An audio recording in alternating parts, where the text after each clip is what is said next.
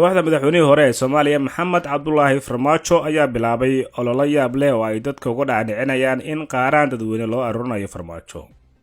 Qaaraankan loo aruurinayo Farmaajo oo ay sheegeen in guri lagu dhisayo iyagoo markaa ku andacoonaya in wax hanti ah uusan lunsan intii uu joogay xukunka, taasoo dad badan ay shaki gelinayaan. Ololahan oo ay wadaan kooxaha CBB ee Farmaajo ka taageera baraha bulshada waxaa horboodaya Cali Yare Cali oo ku magacaaban gudoomiye ku-xigeenka dhanka amniga maamulka gobolka Banaadir.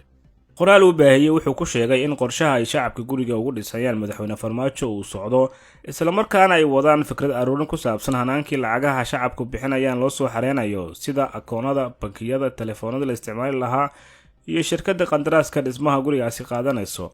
Inta badan dadka Soomaaliyeed ee waxgaradka ah ayaa baraha bulshada ka bilaabay falcelin ka dhan ah arrintani oo ay ku sheegeen marin habaabin indhaha dadka loogu leexinayo tuhunka la xiriira in Farmaajo lunsaday hanti badan. Dadka arrintan naqdanaya ayaa rumaysan inay tahay qorsho gogol xaar looga dhigayo isticmaalka qarashkii u aruuray Farmaajo intii uu xukunka joogay. Waxaana la sheegay in ugu horeen uu guri ka dhisanayo magaalada Muqdisho.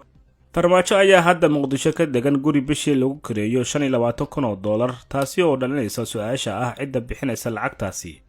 Farmaajo ayaa markii uu qabtay xukunka wuxuu mushaarka madaxweynuhu ahaa $8,000 bishii, isagoo markaas ka dhigtay $60,000, taasi oo aad loola yaabay kana turjumayn marxaladda dhaqaale ee Soomaaliya ka jirta. Ilaha ugu badan ee Farmaajo oo qarashka aan xisaabta lahayn ka soo geli jirtay waxaa ka mid ah gobolka Banaadir oo xubnihii u magacowday ay taabiciin u ahaayeen.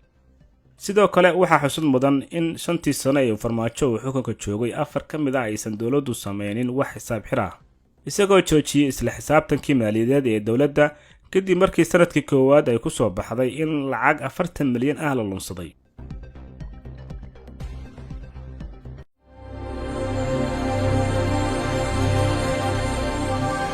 NTN TV